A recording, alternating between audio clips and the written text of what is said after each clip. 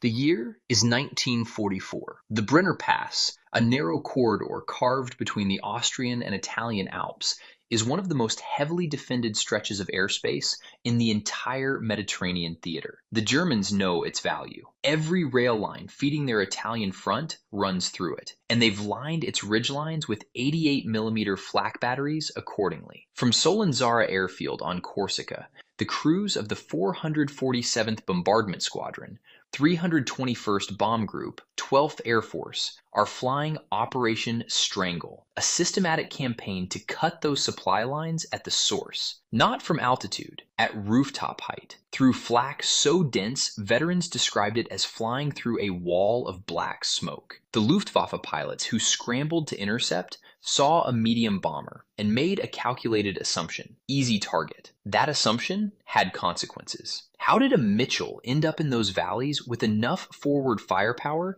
to rewrite Luftwaffe doctrine? If you want the full story, subscribe, because we're just getting started. The B-25 Mitchell didn't start its service life as a gunship. North American Aviation designed it as a level medium bomber, a platform built to deliver ordnance from altitude against fixed targets. That's what the Army Air Forces ordered, and for a time, that's what the war required. But the Italian campaign exposed a problem that altitude bombing couldn't solve. Wehrmacht supply chains didn't run through open fields. They ran through mountain passes, along coastal roads, through dense rail marshalling yards tucked beneath terrain that made high-altitude precision bombing nearly impossible. Interdiction, real interdiction, meant getting low. Low enough to see the locomotive number on the side of a rail car. The USAAF needed an aircraft that could strafe those targets at speed, survive the ground fire, and hit with enough concentrated forward firepower to destroy hardened equipment in a single pass. The glass bombardier nose had to go. North American Aviation's answer was the solid nose B-25J, beginning with the J-11 series. The bombardier's position was replaced entirely with a weapons bay packed with fixed, forward-firing machine guns. It wasn't a clean trade. The gun battery and its ammunition load exceeded 2,000 pounds, weight that came directly out of bomb capacity and fuel range. That was a deliberate, documented decision, and not everyone agreed with it at the time. So what exactly did North American Aviation pack into that nose? Let's establish the actual numbers, because the popular account gets this wrong, and your audience deserves the correct record. The factory-configured B-25 J-11 solid nose variant left North American Aviation's plant with 8 fixed .50 caliber AN/M2 Browning machine guns mounted directly in the nose compartment. The AN/M2 was the standard USAAF aircraft weapon of the period, a proven, reliable platform that every crew chief and armorer in the theater knew intimately. 8 of them, bore-sighted to a common convergence point, represented a formidable forward battery on their own. But North American didn't stop there. 4 additional guns, the so-called cheek or package guns, were mounted in external pods, 2 on each side of the fuselage below the cockpit line. That brings the standard combat configuration to 12 forward-firing weapons, the number you've likely heard. The maximum configuration pushed it further. The dorsal turret, normally operated by a gunner defending the aircraft's upper hemisphere, could be locked in the forward position and slaved to the pilot's controls. 2 more AN/M2s now pointing directly ahead. 14 guns total. That is the correct ceiling figure, and it's important to distinguish it from the standard 12. Now run the arithmetic. Each AN/M2 cycled at between 750 and 850 rounds per minute. 14 guns firing simultaneously generated approximately 170 to 200 rounds per second. At the standard tactical convergence point of 300 to 350 yards,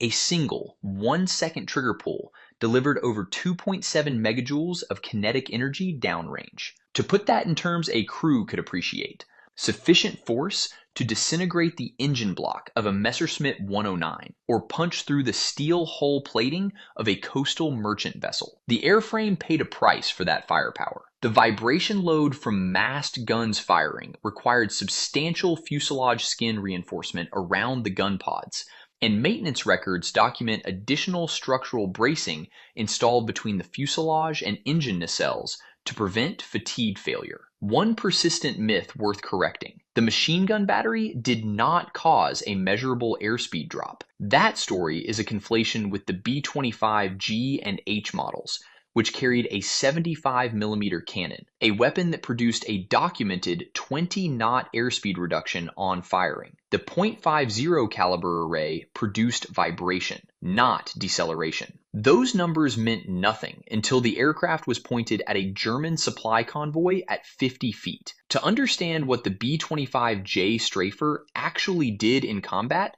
you need to move past the generalities and into the documented record. The aircraft, the crews, and the engagements are all there if you know where to look. Among the most well-documented aircraft of the 447th Bombardment Squadron was a B-25J designated Paper Doll, serial 43-27425. Her pilot, First Lieutenant J.W. Yerger, flew her out of Solenzara on mission after mission. 125 combat sorties completed from that Corsican airfield. Other authenticated members of the unit included First Lieutenant Frederick H. Smith and Staff Sergeant Vincent A. Mango, an aerial gunner whose job description on a strafer run was considerably more active than the title suggests. These weren't anonymous crew composites.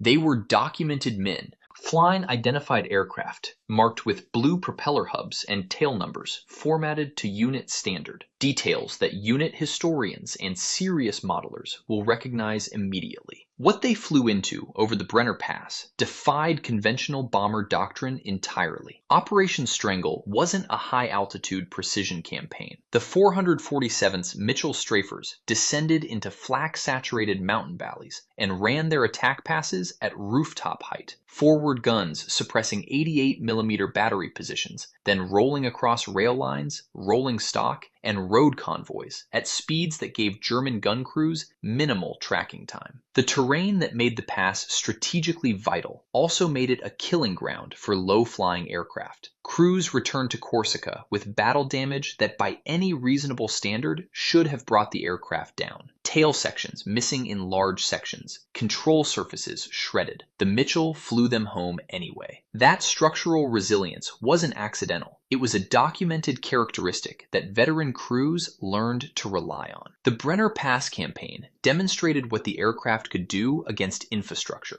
August 18, 1944, demonstrated what it could do against a capital warship. The target was the French battleship Strasbourg, 26,000 tons, seized by German forces and anchored in Toulon harbor. The 321st Bomb Group attacked in force. 152,000-pound bombs were dropped. Forward guns were used to suppress anti-aircraft crews throughout the attack run, exactly the dual-purpose role the solid-nose configuration was designed to fill. The Strasbourg took 8 direct hits and was sunk in shallow water. A medium bomber unit accomplished against a capital ship what naval assets had not. The Luftwaffe drew its own conclusions. Intelligence eventually issued standing orders: avoid solid-nose B-25 configurations unless holding significant altitude or numerical advantage. Adolf Gawand, in post-war interrogation, grudgingly acknowledged the Mitchell's ruggedness and heavy armament. That is as direct an endorsement as the aircraft was likely to receive from that quarter. One persistent myth requires correction here. There is no confirmed aerial engagement in which a B-25 shot down a Messerschmitt Me-262 in a head-on encounter. The record doesn't support it.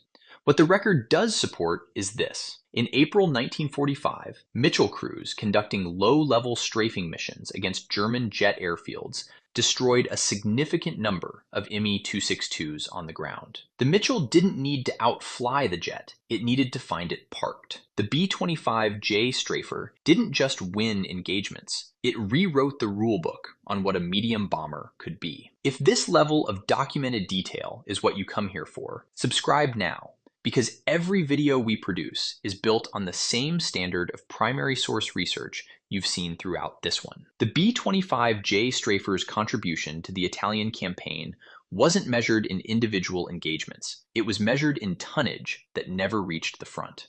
Operation Strangle systematically degraded the Wehrmacht's logistical capacity in the Italian theater, and the solid-nose Mitchell was a primary instrument of that degradation. Not a fighter, not a conventional bomber, a precision logistics killer, engineered to paralyze supply chains at the operational level by making every road, rail line, and marshalling yard in range a viable target.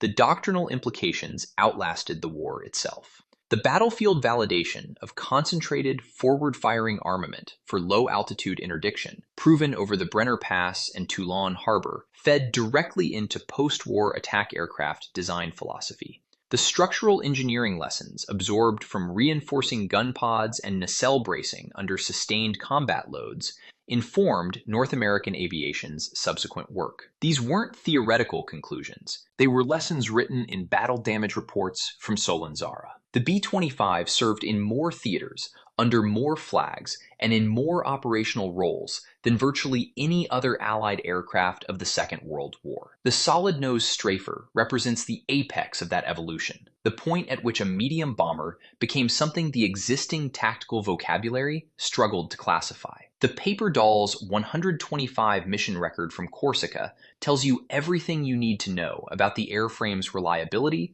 and the proficiency of the crews who flew it. The German pilots who initially laughed at the Mitchell encountered in those narrow alpine valleys, an aircraft specifically engineered to invite that assumption and to be lethal the moment it was made. The Luftwaffe's standing orders to avoid the solid-nose B-25 unless holding significant advantage are, in the end, the most authoritative performance review the aircraft ever received. No propaganda, no post-war revisionism, just an adversary's formal acknowledgement, written into doctrine, that the Mitchell had changed the calculus. The sources behind everything covered in this video are documented and available for independent verification. We encourage you to check them.